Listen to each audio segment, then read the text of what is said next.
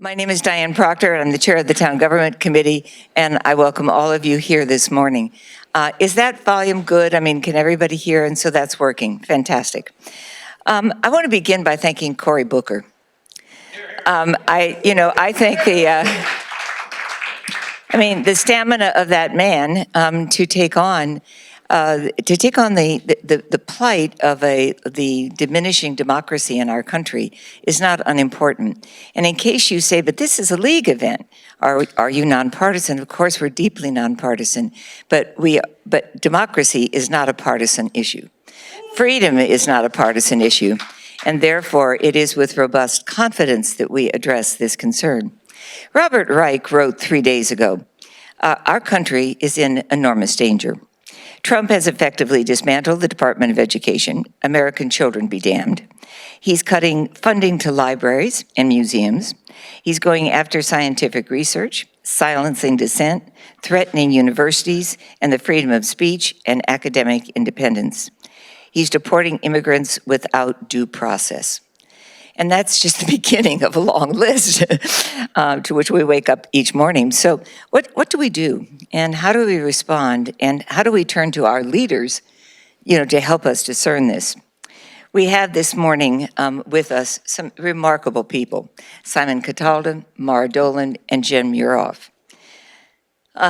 They will each speak, and after they speak, we'll have a chance for questions and answers, and so there'll be ample time after all three have spoken. We invited, I want you to know, Carmen Gentile, and appreciate Ravi Simon, who is here. Hi, Ravi, who has to head off to Lexington to speak for him, right? At another event, is what I understand? I just came from Lexington. Oh, you just came from, Ravi, you should come up. Okay, well, at any rate, okay, Simon's a right-hand person. And we also invited, of course, Senator Mike Barrett. And he said yes, and then he had to say no. And then he said yes, and then he had to say no again because of the complexity of his schedule. So we thought he was coming, and then no. And so we've gone back and forth, but he has been so wonderfully responsive and really wonderful about the whole thing. Carmine, when he wrote to say he couldn't come, said the following, and I don't think he meant to be cited, but I ask his permission to do so. Here's what he said.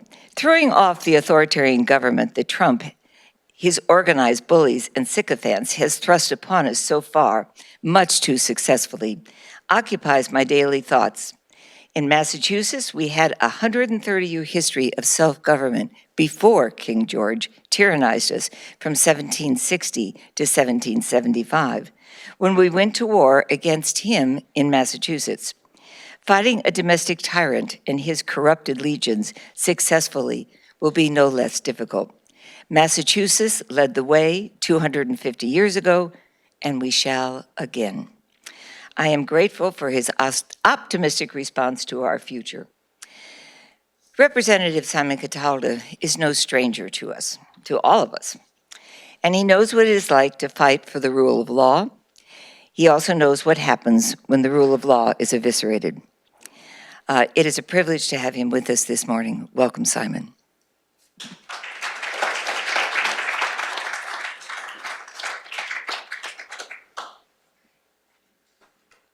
Hi, everyone.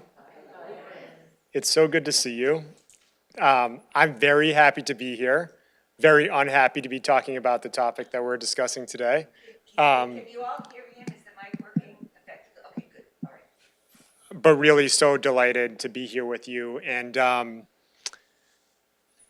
want you to know two things just to start off. First of all, the folks who are working at the State House with me, we still really, I think for the most part, in my interactions with them, enjoy what we're doing, are being like happy warriors. And that's what I want to see from our community too, right? Because we're not gonna win anything. We're not going to successfully defend the civil liberties, the protections, if it's a constant kind of like doom cycle. And so I want to make sure that despite the difficult topics we're going to certainly be talking about today, we kind of remember that. The other thing is I want to manage your expectations. I'm more kind of nervous to talk about this topic in public than I am about most topics that we talk about because there's no great answer for the prompt today, right? That's the reality. So I'm going to try to give you the best answer that I can give, and then I'm going to get off the stage to let these folks talk, and then hopefully we have some time for some Q&A. I have a little bit of a presentation for you.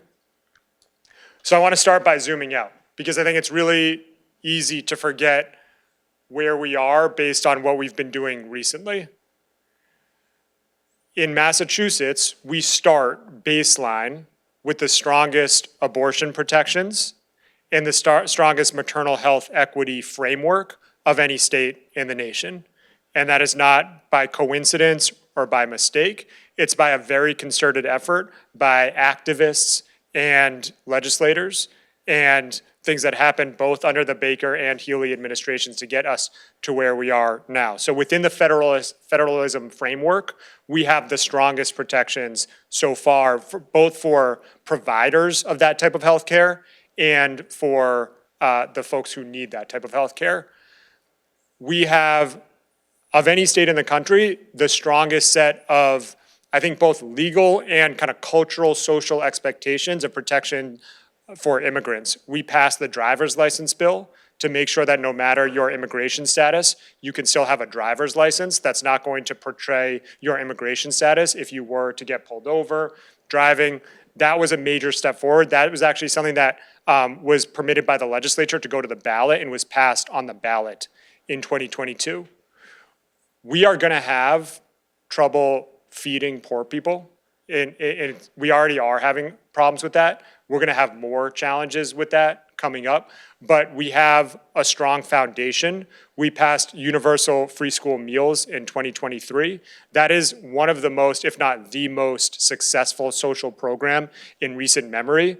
And we have, there's a lot of bells and whistles that have gone around that we created an agriculture committee in the legislature for the first time a few years ago. So we have, and there are very good actual examples, including recent examples of federal, state, and local collaboration on feeding people healthy food who need that.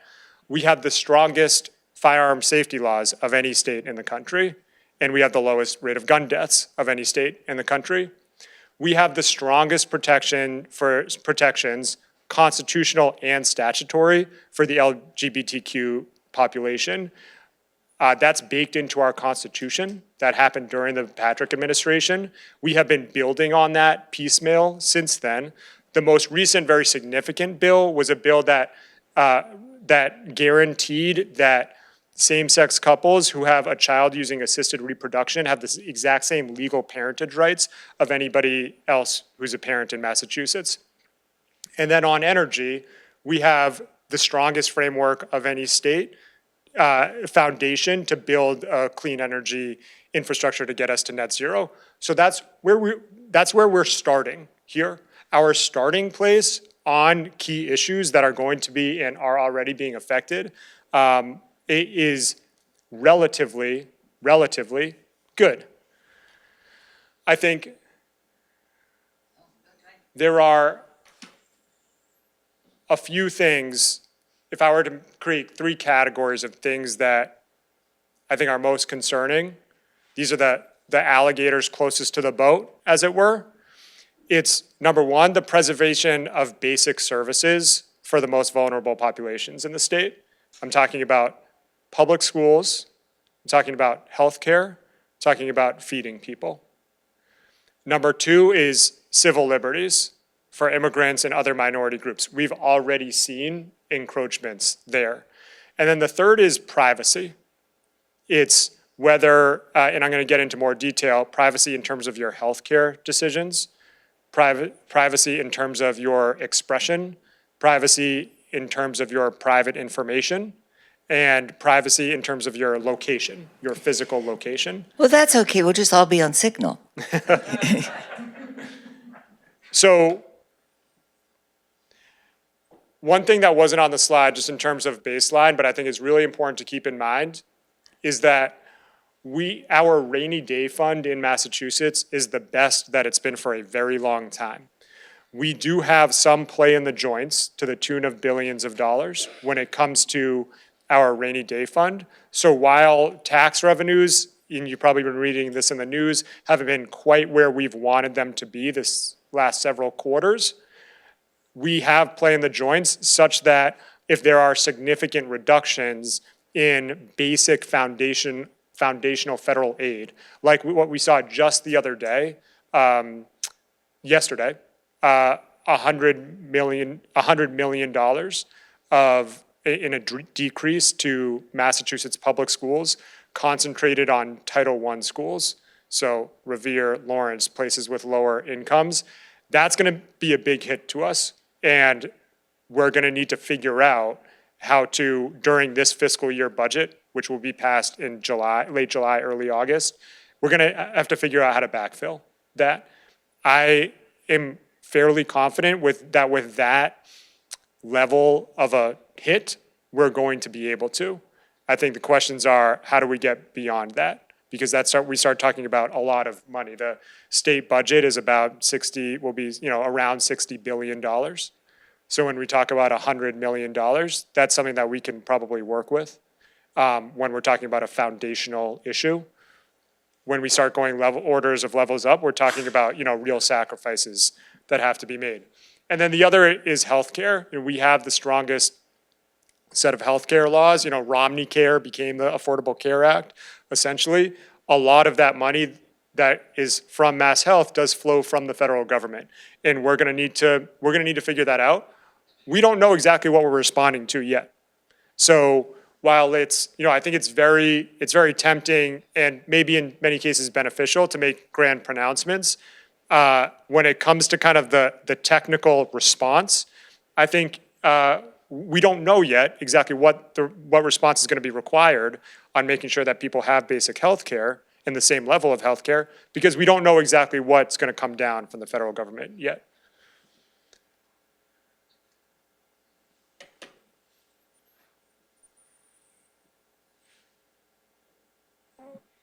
Immigration is firmly in the domain of the federal government, right?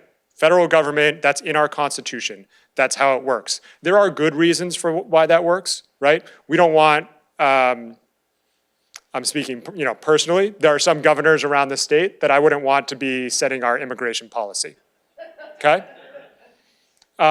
So there's a reason why immigration itself, who gets in and who has to leave and who stays and for how long and under what status, why that's set by the federal government, and also why it becomes incumbent on federal courts to arbitrate when there are disagreements on that. That basic principle, I think, is a good thing. What's not good is when we start to chisel away at civil liberties and protections, basic protections, when the federal government becomes the thought police. That's not good, and that's not okay.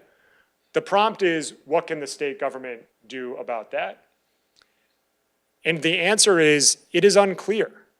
It is just unclear. So I will tell you the prime, kind of the leading legislative proposal, which has been filed for years, is the Safe Communities Act. And the main thing that the Safe Communities Act does is it says that the state and local law enforcement cannot contract with federal law enforcement to deputize their agents, local and state agents, as federal law enforcement officers for purposes of enforcing immigration law. Now, on its face, this is a good thing. And when I was at the Department of Justice, I prosecuted Sheriff Joe Arpaio for basically trying to do exactly this when the Obama administration began and stripped away his ability. And through learning about that case, I learned about the abuses that occurred when these types of contracts existed in the hands of somebody like Sheriff Arpaio. So bad. The question moving forward is that with this administration, what is the actual impact of passing a law like that? We just saw a student at Tufts be apprehended and sent to Louisiana. The reason that the administration gave for sending her to Louisiana is that there weren't enough beds. And what this law does, part of it, a main part of it, it says we're not going to have our sheriff's offices contract to provide those beds, okay?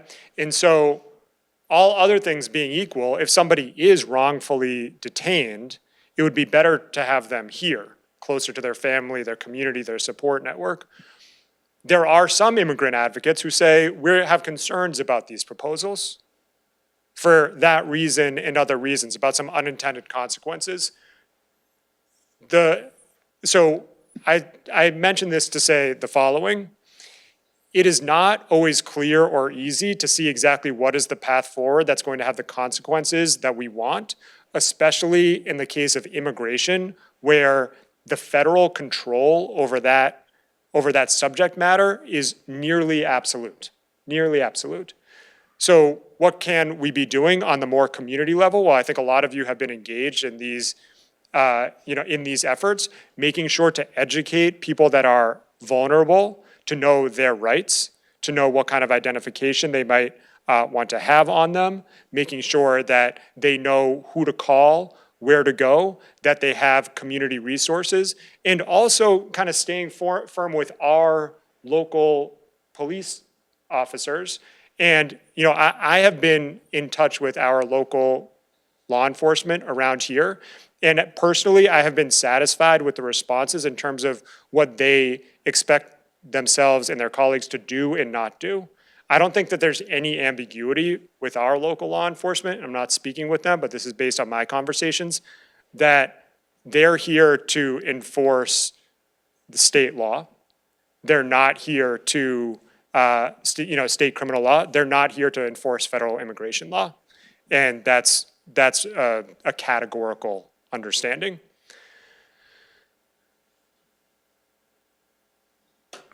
Privacy is something that I think all of us implicitly understand, and it's more in a situation, in era in which, first of all, there's a rapid advancement of technology that can invade your privacy, a rapid proliferation of that, and what is to me worrisome alliance between some of the private actors and the federal government, where those kinds of things can go wrong. An area that the state can have a big impact on is privacy. The House last session passed the Location Shield Act, which is, I think, one of the best legislative proposals we have in Massachusetts, and it prevents companies from selling your data, specifically around areas where somebody might be seeking an abortion or some kind of maternal care. That Location Shield Act was passed by the House. It was not passed by the Senate last session, so it was not signed into law. And it has been refiled this session, but now is even broader than it was last session. So personally, for me, this is one of my legislative priorities. I'm not the filer on that bill, but I think it is really important that we get something done on that. We have a set of privacy protection legislation that kind of span the gamut from all sorts of data privacy. The one that is a bill that I filed is the Neural Data Privacy Protection Act, which protects companies, prevents companies from selling data that they extract from your brain. And you might be asking, why would that be necessary? It is because both Apple and Neuralink have the technology today to get that information from your thought information from earpods. And that technology is going to be deployed worldwide any day now. And so we need to be on the vanguard of protecting privacy. This isn't, I think privacy protection is something that does have broad appeal. And I'll mention that the Location Shield Act in Massachusetts in the House, didn't get through the Senate, but in the House, it was a bipartisan bill. The bipartisan bill, both Republicans and Democrats stood up to speak in favor of that. And it was actually a Republican state rep who stood up and said, I'm going to support this, but this should be broader. And so the refiled bill is broader, and I think that's something that has momentum going into this session. So this is a nonpartisan event, and I'm going to keep things nonpartisan. I want to talk about a few, observations of how I see things sorting out. And I think a big part of what is happening right now is there still has not been reconciliation for the broad scale lie to the American people about our last president. And the dent in the credibility, the damage to the credibility to the people who are now screaming about the current president is not yet reconciled.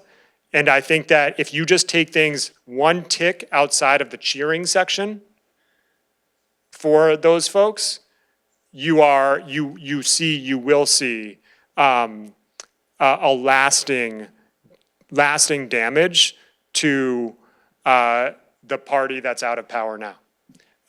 And unless or until those leaders step up and admit what they did, that is not going to get fixed. And if you need evidence for what I'm saying, look at the polling, okay? The Democratic Party has never been weaker than it is today, especially among young people, 20s, 30s, my generation, a little bit older. Horrific, relative to 5-10 years ago.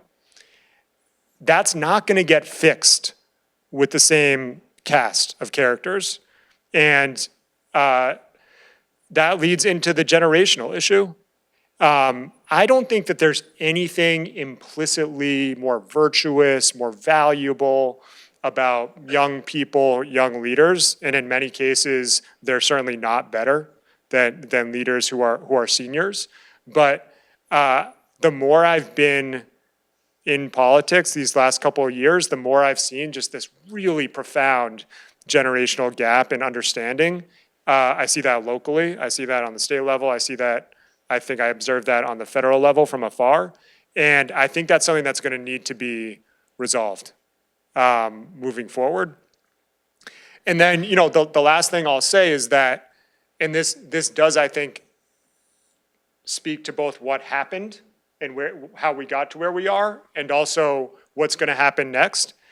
People have been kicking and screaming about Project 2025, right? The entire campaign for Joe Biden was designed to make you scared about Project 2025. That was literally the whole thing, right? And look, everybody's obviously terrified now, right?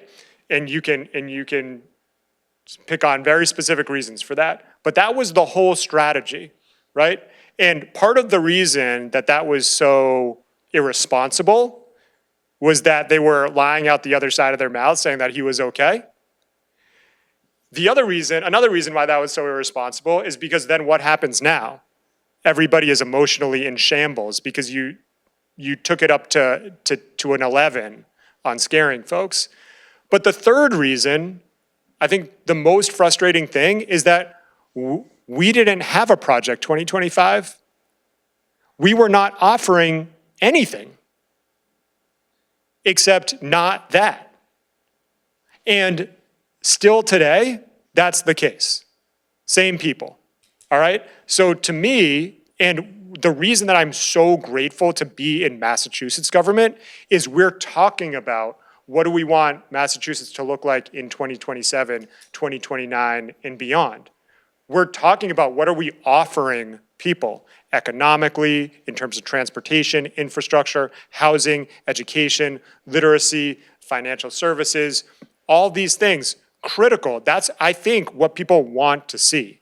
So part of the response, and I think the most hopeful answer to the prompt, is that in Massachusetts, my friend, Carmen Gentile, Senator Barrett, your delegation, their staffs, and thanks for being here, Ravi, working with our select boards.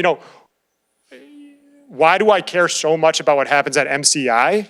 Because we need to reprove that government can work, okay? And unless we start focusing on that again, then, we're gonna continue to lose elections.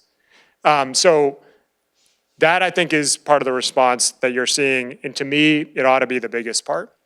Thanks so much for listening, and happy, as I said, after my friends speak with you, to answer any questions I can.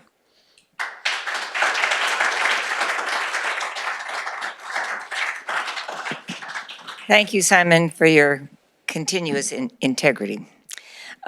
So Nancy Comfrey and I were talking the other day, and we think that what we need, and I don't mean just Democrats, but the country needs, is Project 2028. You know, another document that addresses, like a shadow docket, like a shadow cabinet would do, you know, to kind of follow what's going on and address issues on a regular basis. But I'm not in charge, and you guys are. So we'll now turn to Mara Dolan, who is our newest governor's counselor. She understands deeply the importance of the independent judiciary, and also knows how important it is to keep hands off independent lawyers and justices. Welcome, Mara.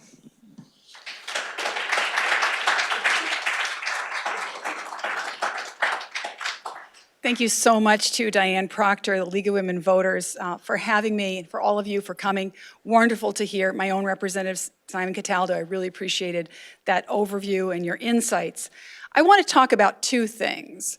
One is what I am doing in my role as governor's counselor to fight back.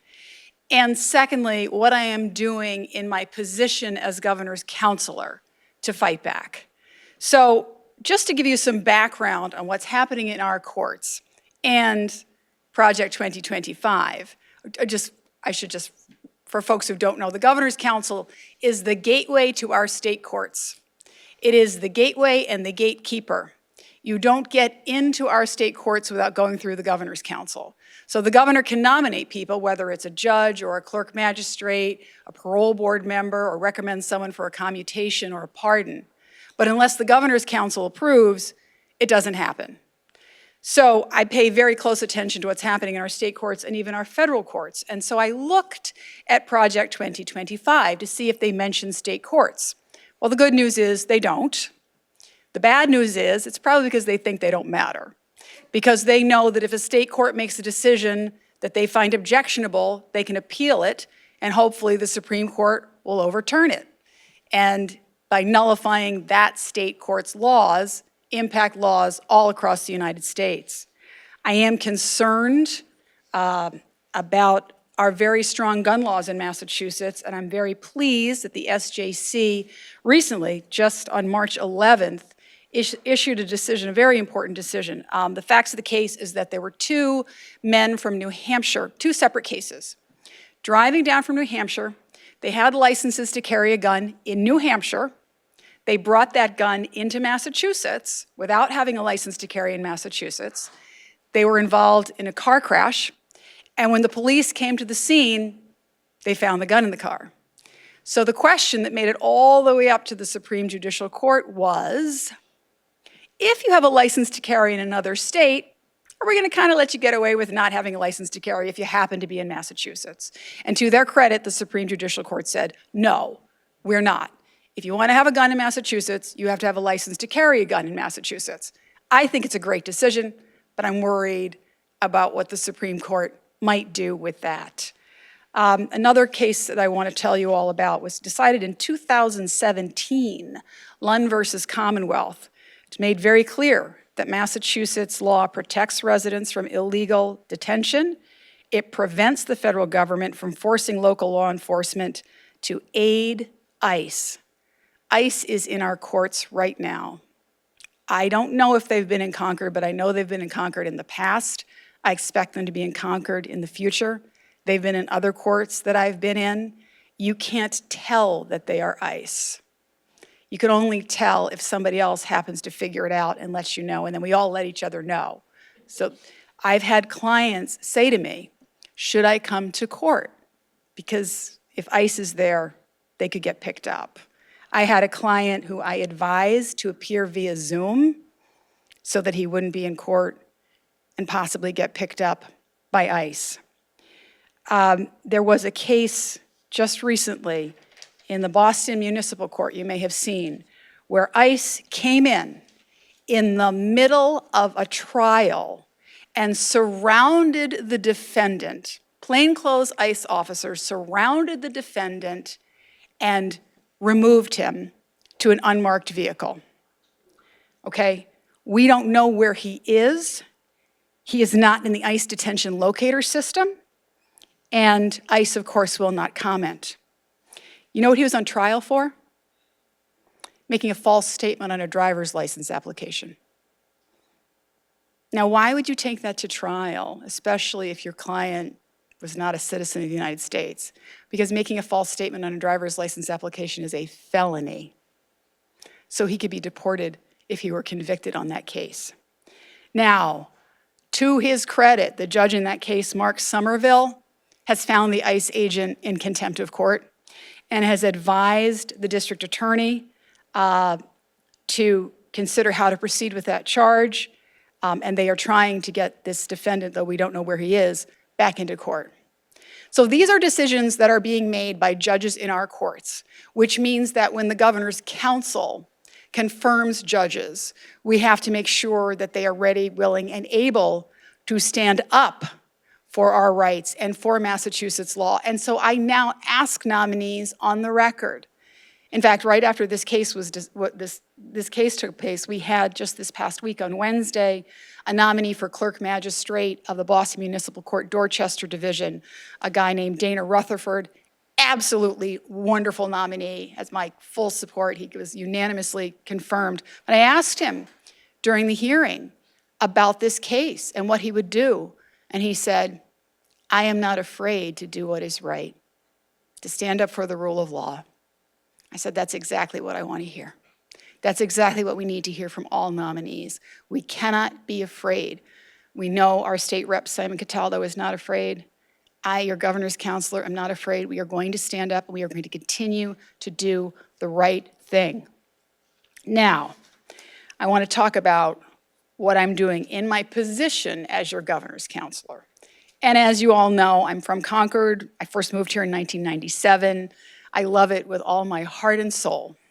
And I know about the Battle of Concord and what it stands for, and the idea that the people can only be pushed so far. Well, that's where we are. We've been pushed as far as we're willing to be pushed. But in addition to living in Concord, I grew up in Saratoga. So I have spent almost my entire life in one of the two most pivotal battles in the American Revolution. In Saratoga, we beat the British Army, becoming the first to do that in the history of the world. And we showed the world that we could win. And that's where I think we are now. We need a Saratoga that shows the world that we could win, because I know we're going to win. We're going to win. There's no question. Do you know about the 3.5% rule? Wait till you hear this. Social science teaches that when 3.5% of the population demonstrates, governments change. So I went to the protest on Boston Common on President's Day. And as life is like this sometimes, I happened to run into the lead Boston organizer. And I said, oh, I'm a governor's counselor. We should talk. I feel very strongly that we need to get our elected officials, our elected representatives together with the grassroots resistance. Because if we combine these two forces, thank you, Xia Yang, that is the most powerful that we can be. So I started working with this group because that's exactly what I wanted to do. And when we had our second rally on March 15th, Mass Dems Chair Steve Kerrigan spoke, gave people really concrete things they could do, talked about the election in Wisconsin, talked about the then upcoming special elections in Florida, told people what they could do, the phone calls they could make, and we outperformed. We had a solid win in Wisconsin, and we significantly outperformed expectations in Florida. So, respectfully, I have a different view of the strength of the Democratic Party, and I'll get to that and as to why.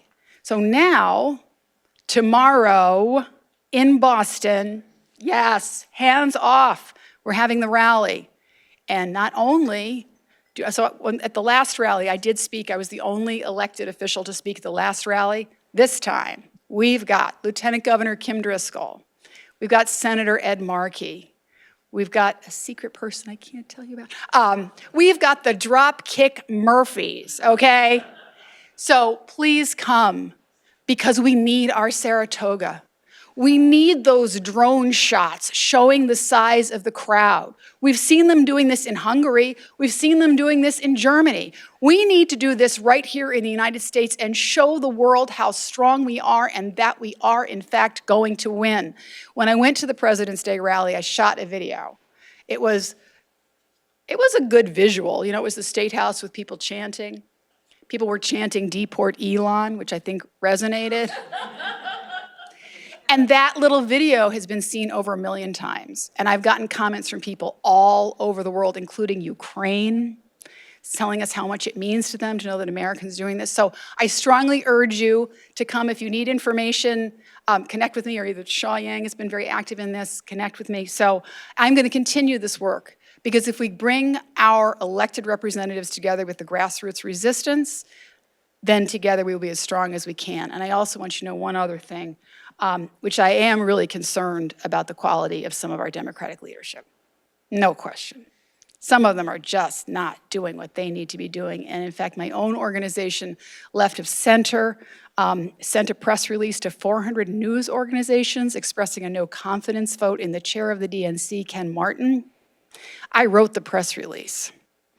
We have got to do a whole lot more than we are doing. And so I really appreciate all of you. Available for any questions. Thank you so much for the opportunity to speak. We will win. Thank you.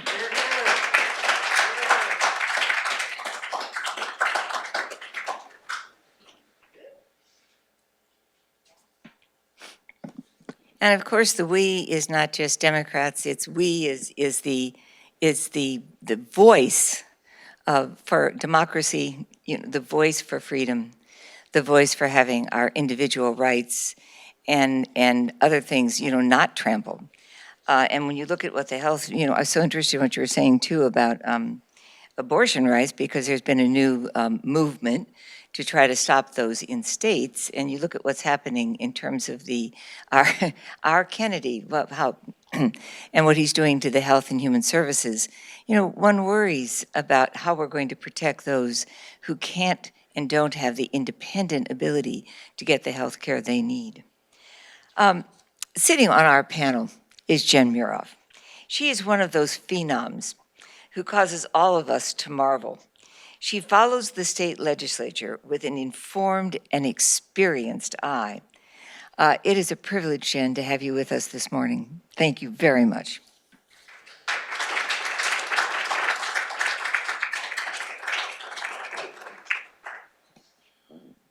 Thank you, Diane. Can everyone hear me? Great.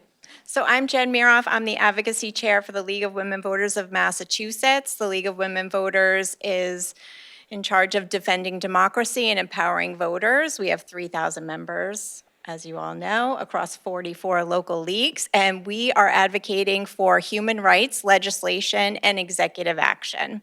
So I'm going to echo a lot of the points that Simon and Mara made, but I'll go into a little more detail. And I know that I am privileged and a joyful warrior to work alongside all of you as we worked on Roe and we worked on Firearms Omnibus, and we had so many legislative wins last session. So Diane, how do I advance the slides, actually? Great. Great. So I thought I'd talk about, I know that the Senate this week appointed Senate President Karen Spilka appointed Cindy Friedman, Senator Friedman of Lexington, to chair Steering Policy Committee on addressing federal threats to Massachusetts. And I'm also so thrilled to see the House budget process. As we know, we're going to lose $16 billion from the feds, and we have to address that. So they have a tough task ahead of them. So thank you, Rep. Cataldo, for your work on those issues. I know that Secretary Tutwiler of Education said universal school meals will be threatened by any lack of federal funding. So I so applaud your dedication to basic human services regarding hunger. So I thought we'd talk a little bit in more detail about 6 laws. So 6 bills presently, but 6 bills we want to make into laws to protect Massachusetts from federal threats. So the 3 areas are reproductive rights, immigrants' rights, and freedom of expression. So first, Location Shield Act, which Rep. Cataldo already spoke about and is a champion of. That hearing is going to be Wednesday, April 9th. You can read our testimony in support of that. This is so very important to prohibit the sale, lease, or trade of Massachusetts cell phone location data, not only in the wake of the Dobbs decision, but also for domestic violence survivors and immigrants. So this is, another way to make sure that we ensure abortion rights for all in Massachusetts, one of those protections that we need immediately. It is getting a lot of buzz, and so we're eager to get this moving as soon as possible. So the ask right now, we want to ask our leadership and our legislators to report the bill favorably out of committee. So right now, we're kicking off hearing season. The bills have been assigned. It is a long 2-year session, we know, but the hearing is early, and we want to move this to the floor quickly. So the next one is an act prioritizing patient access to care. I know Rep. Cataldo, you're already a co-sponsor of this one. Sponsored by Representatives Barber and Sabadosa and Senator Robin Kennedy. We want to make sure that abortion decisions remain between patient and doctor. We don't want anyone traveling out of state to receive late-term care. So even though these were part of the Roe provisions, we're just clarifying that and ensuring these protections for all residents of Massachusetts. And the current ask is co-sponsorship. The next one, as talked about, is the Safe Communities Act. I actually started with the League in 2017 on Immigrants Day because this was such an important issue to me. I want to make sure that all residents of the Commonwealth are safe regardless of their immigration status. So the League has been an important advocate for this legislation for 8 years now. It's sponsored this session by Manny Cruz, Representatives Manny Cruz and Priscilla Souza. Rep. Priscilla Souza was undocumented, and so she brings a very important perspective to the legislation, and Senator Jamie Eldridge. As Rep. Cataldo mentioned, it disentangles state and local law enforcement from federal immigration system. So as Secretary of Public Safety Terry Reedy said this week during one of the House budget meetings, we need to codify the Lund decision, which Councilor Doland read to you. So that provides no authority for Massachusetts court officers to arrest and hold an individual solely on the basis of a civil immigration detainer beyond the time that the individual would otherwise be entitled to be released from state custody. And you gave the wonderful example of the Boston Municipal Court. So DA Hayden is, saying we need to figure this out. This is not great. It's not justice for anyone when a defendant is removed during an active trial. And I know in Norfolk County, I'm from Needham, and in Norfolk County, DA Morrissey at the time wrote very strong testimony in support of this because it had happened in Norfolk County several years ago. So right now we're looking for co-sponsorship of this. And the League attended the Free Rumesa rally the other night at the JFK building. This is absolutely terrifying, and we need to make sure we do everything we can to make sure everyone is safe. And Rep. Cataldo also mentioned this one. It's an act relative to immigration detention and collaboration agreements. So these are IGSAs, and now the acronym is going on my Intergovernmental Service Agreement. So for example, yes, exactly, Intergovernmental Service Agreements. So I understand Rep. Cataldo's point about unintended consequences. So the government's claim about Rumesa that there were not any beds in New England was actually not true, shockingly. So we do have, the Plymouth County ICE Detention Center has 1,600 beds. It is designed for men, but there are detention centers in Vermont and Maine that would house women. There are plenty of beds available, sadly, in New England, and this bill would prohibit IGSAs and 287G agreements. Massachusetts Department of Correction is the last and only agreement, 287G agreements, where, as Rep. Cataldo said, you're deputizing state and local law enforcement to act as ICE, and we want to eliminate that. So in the case of the IGSAs, if we're going to prohibit them, how are family members and legal representatives and lawyers able to work with the client? So for example, and I believe the government did this on purpose, moving Rumesa to Louisiana so she does not have access to her legal counsel. That is purposeful, absolutely. I have a colleague in Needham, Heather Yuntz. She's an immigration attorney, and she expected this. She's successfully fought the first Muslim ban at Logan Airport, and she expected that they would ship anyone arrested here to Louisiana immediately, just to make sure they don't have access to their legal counsel.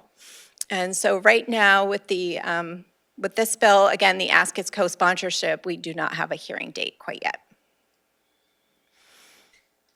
And then another priority for the League this session is an act ensuring access to equitable representation in immigration proceedings. This is sponsored by David Rogers and Frank Moran in the House and Senator Adam Gomez. This establishes an Immigrant Legal Defense Fund, so a funded statewide program to provide no-cost immigration legal defense to those who are at imminent risk of deportation, especially those held in federal immigration detention.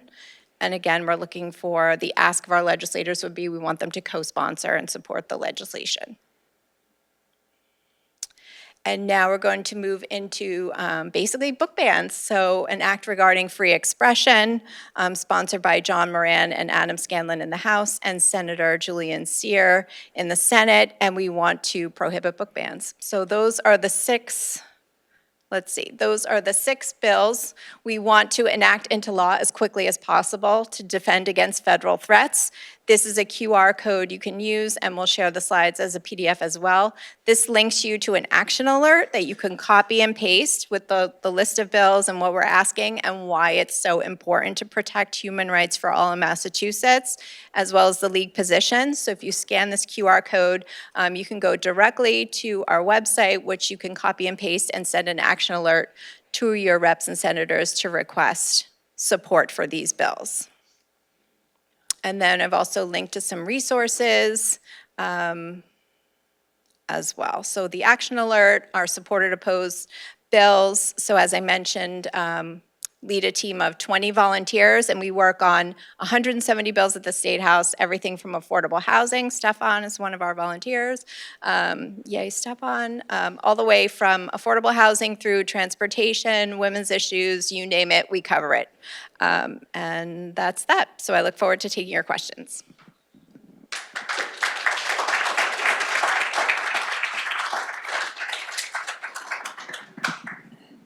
You can see why I called her a phenom. I mean, there seems to be no area legislatively in which you don't have your hands. You know, Mara, when you spoke and you said, you know, we can do this. I was looking at Warhol's eagle over here. That is actually an actual painting by Andy Warhol. And that eagle looks, it seems to me, indignant.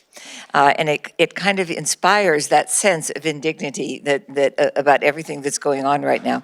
Now, I'm going to pass this around for questions. And I'm sure there will be a lot of them, so I want to make sure we have a chance to address them. Janet, you want to start? Hi, thank you. It has occurred to me that there's not a whole lot of difference between me and some of the people who've been picked up recently coming back, well, going about their business in the country, except I have a U.S. passport, but I don't carry it with me. And also, a year ago at this time, I was in Morocco, and I have a daughter and a future son-in-law who have a taste for travel in exotic places like the country of Georgia, Jordan, Lebanon, and India that they were just in the last couple of years been in. What is to prevent me from getting picked up off the street and somebody looking at my phone and seeing all my posts about Musk and the orange one? What protections do I have? They could whisk me off somewhere. I don't have my passport. Even if I had a passport, they could, get rid of it. I feel like I should tell people where I am. Who wants to take that on? You have to turn it so it gets green. Do you see that little button? There we go.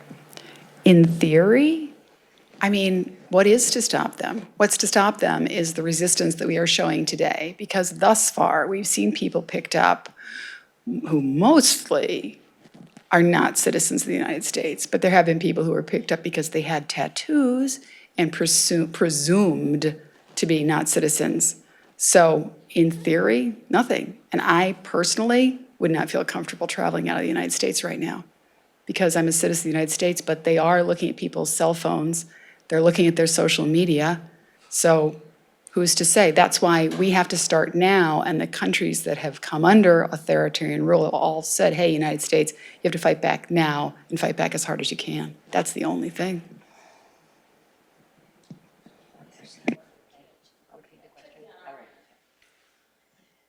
Thank you, that's heartening.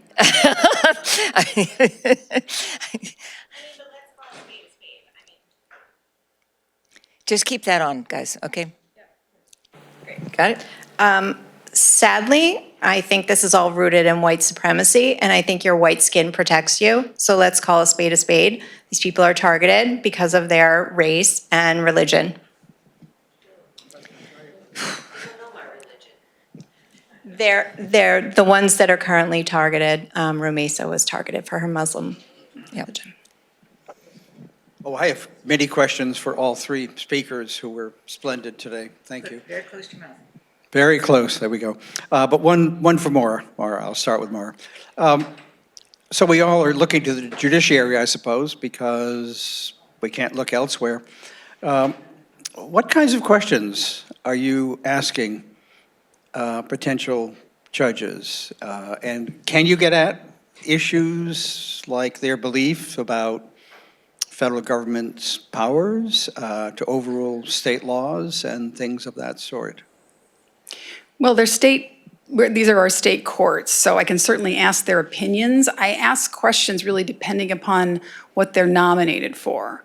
I've asked all the nominees for our criminal courts their opinion of the revisions to Rule 14, which governs discovery in our criminal courts, because the SJC just revised Rule 14 because there was a Supreme Court decision, Graham versus Hampton County, in which the Supreme Judicial Court found that the Hampton County DA had breached its duty to disclose potentially exculpatory evidence to defendants. So the SJC's, one of the responses of the SJC was to enumerate what is potentially exculpatory evidence, just to spell it all out so there's no question as to what needs to be disclosed. So I certainly ask about that and whether they'll enforce them. As I mentioned, I'm asking folks about, their preparedness to deal with what might happen in our courts. I ask nominees their position on gun rights and the Second Amendment to make sure that our state courts are upholding our state laws, that they have a reasonable interpretation of the Second Amendment. But that's a really good question, and I'll give more thought to that. Thanks for asking. One of the great concerns that I think we all have right now is what's happening in the universities, and the attempt to try to silence, independent scholarly opinions and perspectives. And I think that I'm curious how we're going to protect those universities so they don't have to couple under to the demands that our federal legislation is making. David? You beat me to it, Diane. Oh, okay, I'm sorry. No, thank God for the intro. Representative Cataldo, you had three main concerns, if I remember correctly: services, basic services, immigration, and privacy. Let me add a fourth that Diane previewed there, if I might. And if we can get a phrase for it, let's see if it emerges here at the end. With the universities, we're seeing this extortion, this shakedown, a bully trying to force through the pocketbook to control speech, in simple words. In simple words, to control speech at the major universities. Brown University, I see in the news this morning, now been added to the list, and there are tens, I think. What's happening in the court? The law firms, the major law firms in the country, exactly the same thing, controlling speech. Does anybody say 1933 and what happened when people are fearful to speak up? You already mentioned, Maura, somebody looking at your social media post and whatever else. I want to encourage adding the fourth to your list here, and I so appreciate the first three.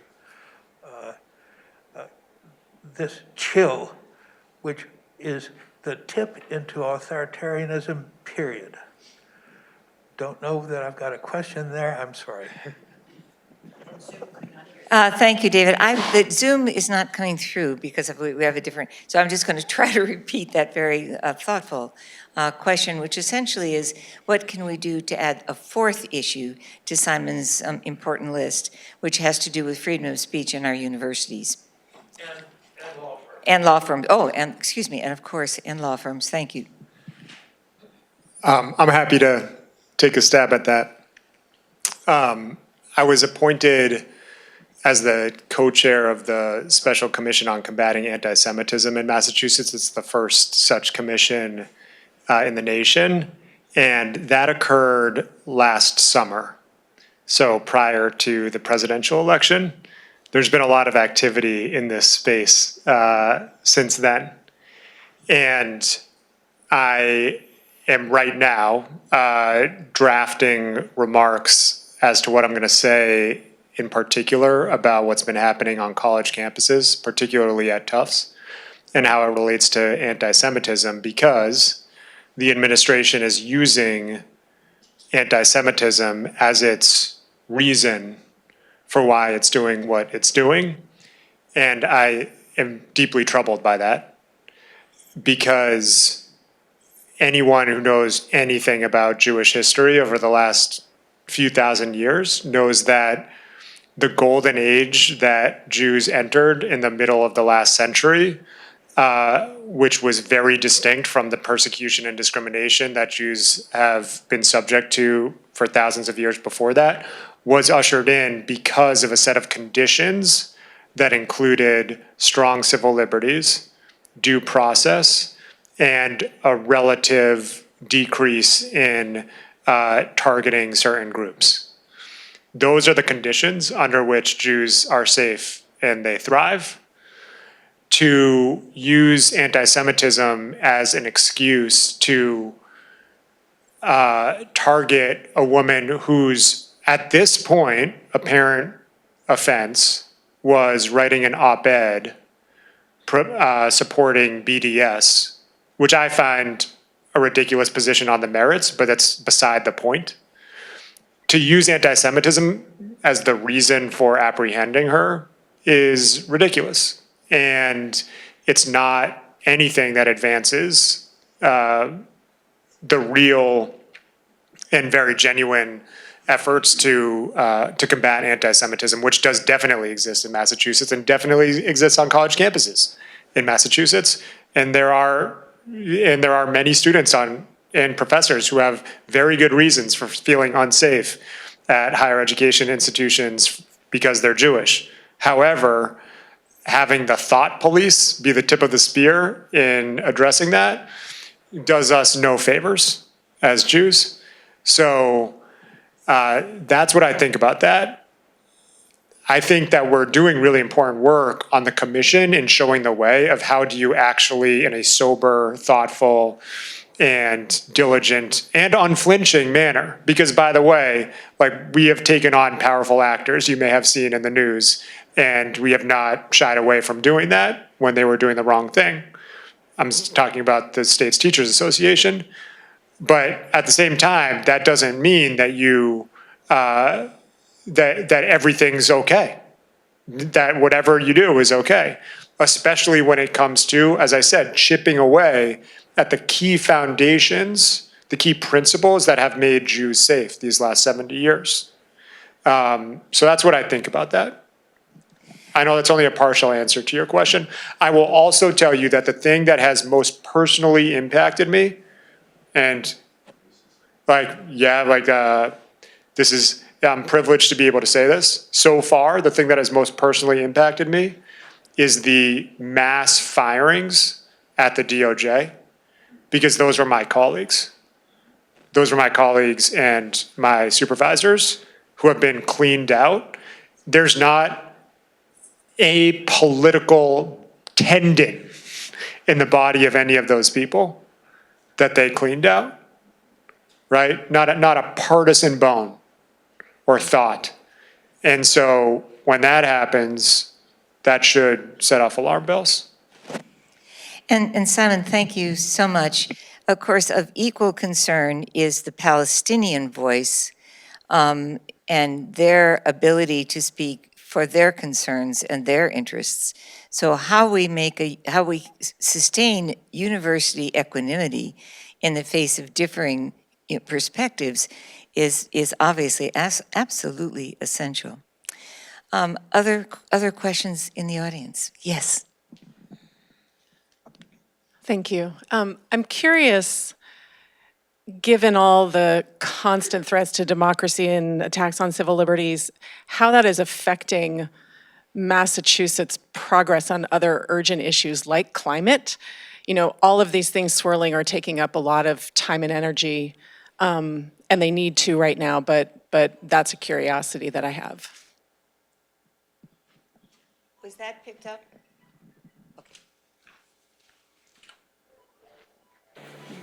I'm happy to just take a quick stab at that and then turn it over to anybody else. I think about this all the time because one of the biggest risks is getting distracted. And I can tell you, and I'm sure Mara feels the same way, like our inboxes are constantly full. I now get thousands of emails a day. I'm not telling you I'm not reading yours, but it may take me a while to get back to you. And so many of them are requests for me to make some statement about something, right? And I can't constantly make statements about everything. One of the reasons is that like we have work that we are doing right now. Like I would like to stop the private jet expansion in Hanscom, and there is a lot of deliberate work that has gone into that, both legislatively, advocacy-wise, working with state agencies and things like that. We have to keep our eye on the ball. So right now, the only solution that I have is to work more. Really, I mean, I wish I had a better answer than that, but I don't want to compromise at all, you know, the work that I'm doing with Mary and others on MCI, the local issues that we've been working on, my legislative priorities. I filed 27 bills. I was already working on all of them before the federal election. So these are all things that I thought we needed to work on no matter what to move things forward for residents in Massachusetts. Like Mara, there's a rally in Boston that Mara mentioned. There's one a little closer to home in my district in Chelmsford that I'm going to. That's going to be, I think, also well attended, not thousands of people, but over 100 at least. So yes, I am doing that. Like I'm going to the rallies, I'm giving speeches, I'm doing all those things, but I am hoping that it's not at the expense of the things we have to do to move forward. Because look, climate change is going to be here after the Trump administration. Going to be here for me, going to be here for my kids, hopefully their kids. So we just have to keep going. And right now, the only response I have is work more, harder. Yeah, thank you for raising that issue. I was sworn in for the first time on January 2nd, and 18 days later, Trump was sworn in. I've been inundated with people who just don't know what to do. They feel helpless. So I have an answer, which is go out and protest and get in the streets and make sure that we're visible.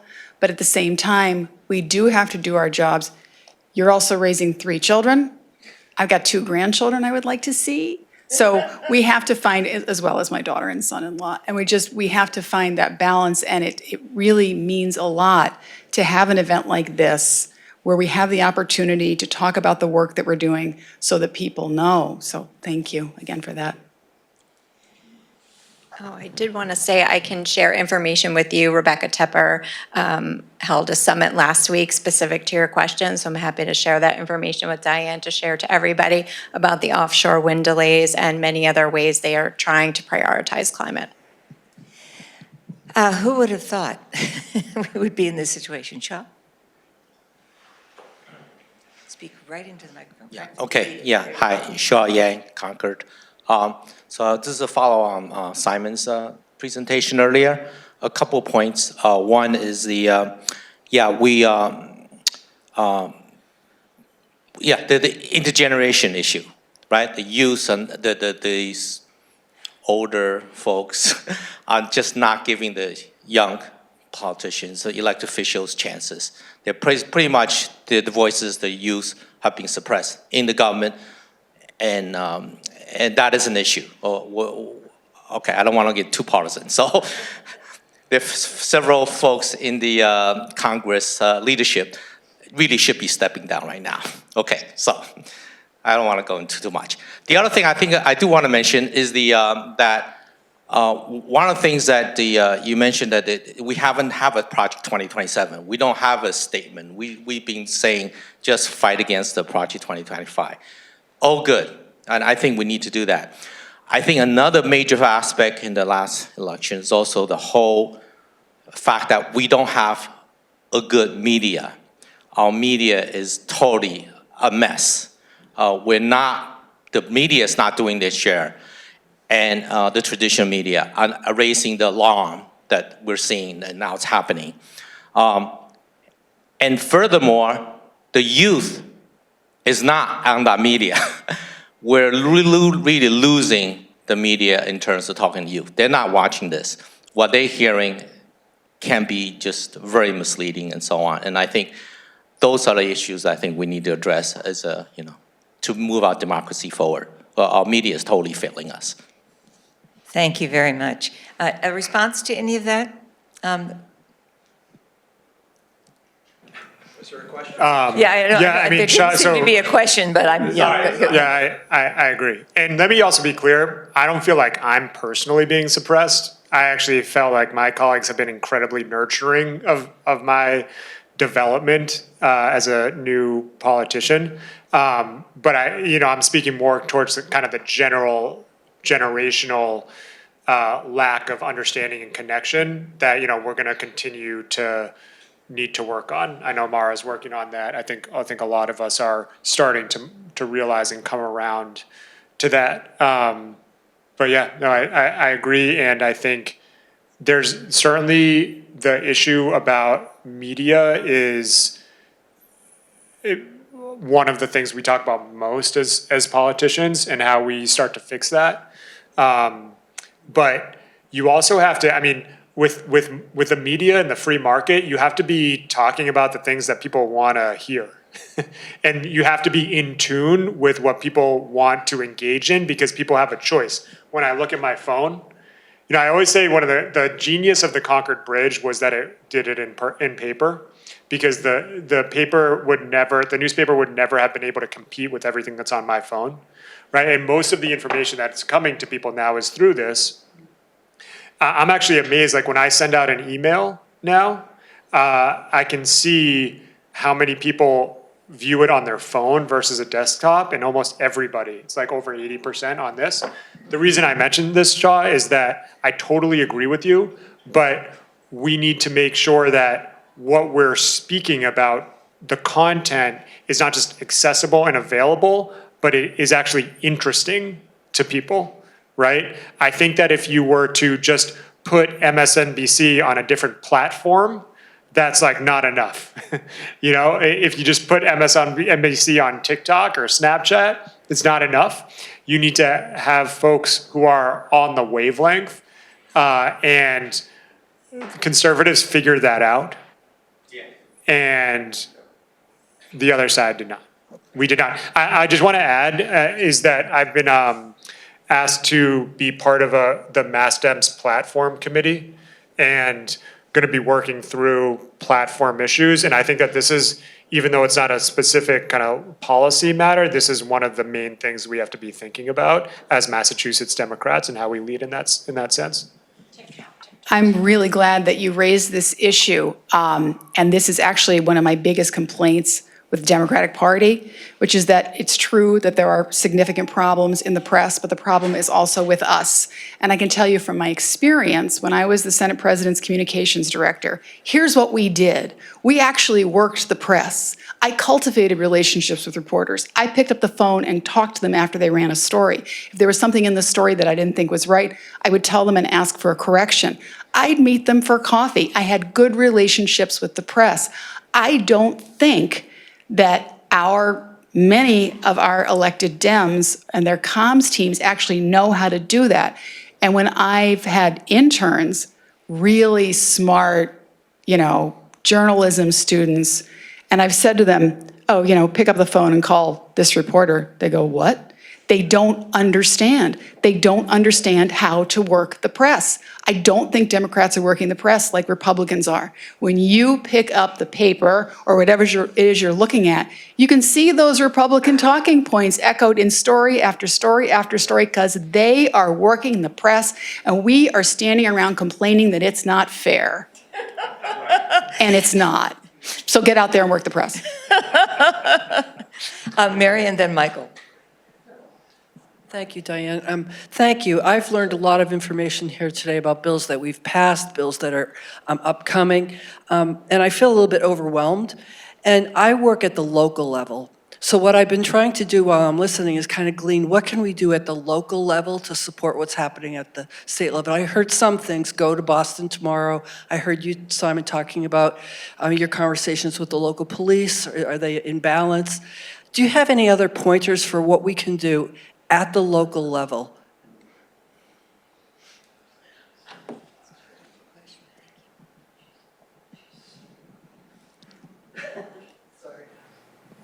There's so much I want to say. I mean, first of all, thank you. I don't know. I have a very short political memory. There's so much more experience in this room than what I have, but I just think that this is such a hard time to engage in local politics and certainly to be one of those officials or a candidate, so thank you. I think certainly we have a really great line of communication in Carlisle and Concord, and I think with my other communities as well, to make sure that the state, that we are working in concert with one another. I'd love to see, I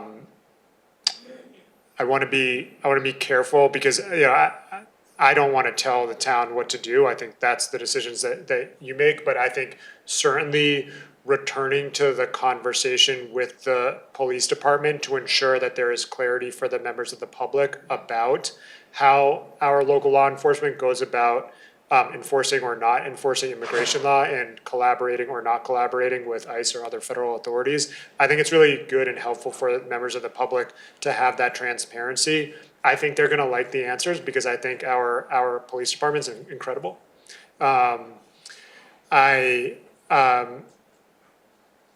me stop there. I may have a couple other things to say about that, but others may have something else. No? I just appreciate people running for local office. Want to point Michael Williams running for school committee. I mean, this is what you do at the local level and make sure that your neighbors know the election is April 8th, Concord Town election. And you might mention Paul Bohm is running as well. Paul Bohm is running, but not for school committee. Mary Hartman, running for re-election. Thank you. I have not yet met Mary, so I didn't, hi. Something I can do at the local level. So I guess, first of all, I appreciate everything that's been said today. I'm full agreement with everything that's been said today, but I'm a little troubled because I grew up with a story of what we are as Americans and what we stood for and what we believe in. And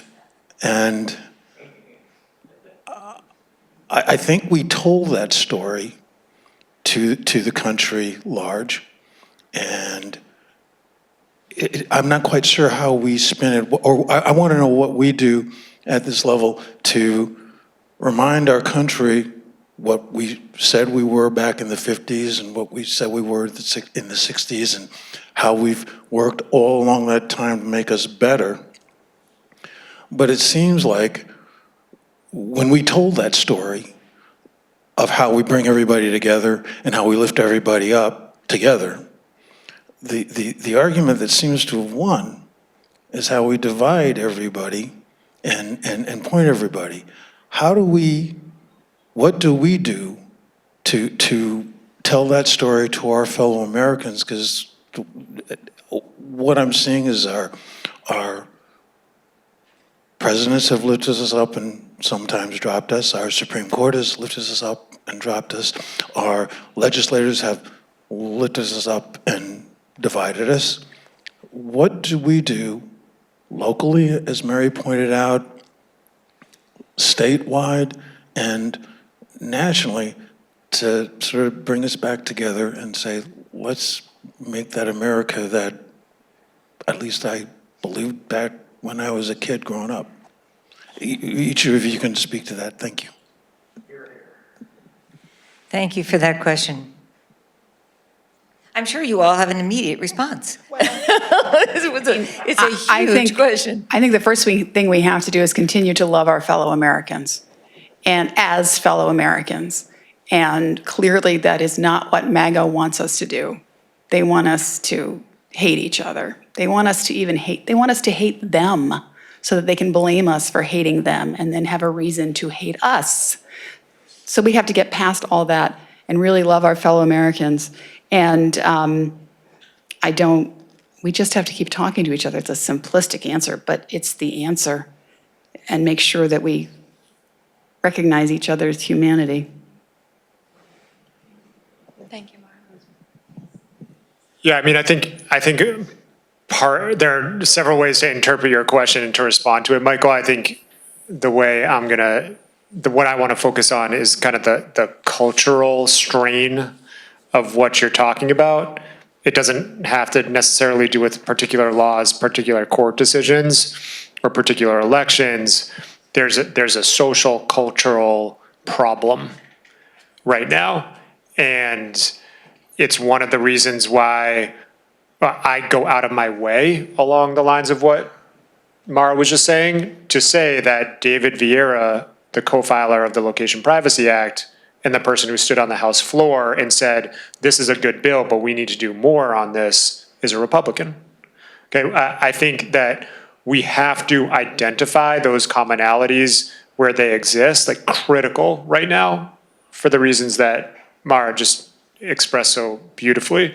And I think that a lot of this has to do with who we choose to be leaders in a democratic republic. This is how, in a representational government, this is how we make decisions about our values, is at the local, state, and federal level, who we elect to be our voice. That is how this is supposed to work. And so I think that a lot of this has to do with elections, and the league is doing a fantastic job. We'll continue to do a fantastic job of advocating for voter participation. I think that is a really important component of the answer to your question. And then another important part of it is who we actually choose. And what are the stories that those people are telling? And what are the American stories that those people are telling? And are they unapologetic about loving America and being clear about what that means to them? And personally, I have no time for folks who are looking to divide us or who are fixating on making this about everything that they don't like about America. I want to hear about what are the either actual or potential parts of our country. You know, when we go back and look at the actual words of the Constitution, what does that mean to you in terms of what we should be, right? And I think we need to be very focused on that. I think that is very relevant to the generational point I was trying to make earlier, which is that I think that there is a generation of people who are really looking for that kind of hopeful messaging again. And I think that will ultimately win if it's done well. Thank you so much. We've run, sorry, Paul, do you have a question? Yeah, quick one. Okay, can somebody pass him a microphone, please?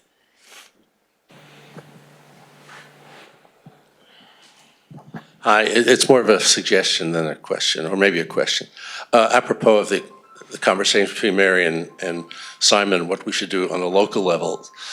I was reminded that back in 2017, there was a citizens petition, Mr. Bennett, it was the Welcoming Community petition, and it spoke to, it was the early Trump administration, and it spoke to it suggested to the select board that a policy be created to define what the police should or should not do in relation to ICE at the time. I read that and it seems very relevant to the present. So I would hope the select board would, the new select board would take a look at that to see if a policy would be appropriate. I don't know either way, but I think there's something out there that had been passed by the citizens in 2017 that is apropos of the moment.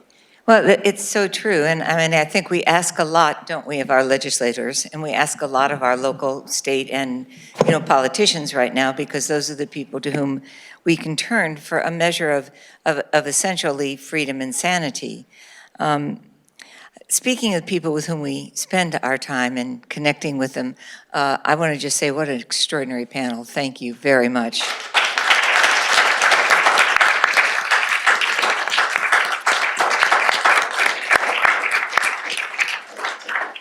And I want to thank the MMN back there again, Matt, doing the fantastic work.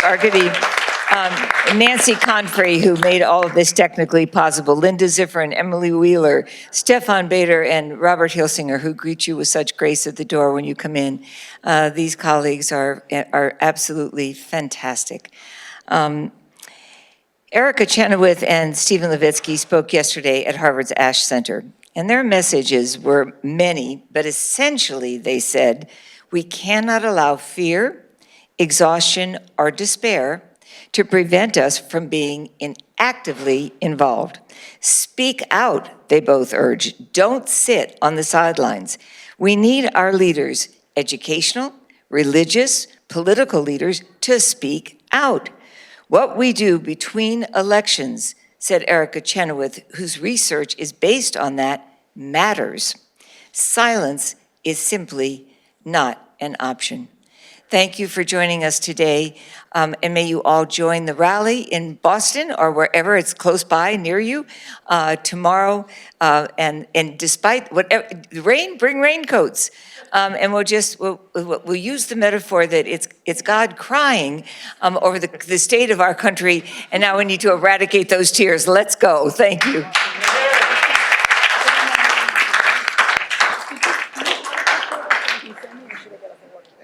I took a picture of you when you were up there, but I don't have any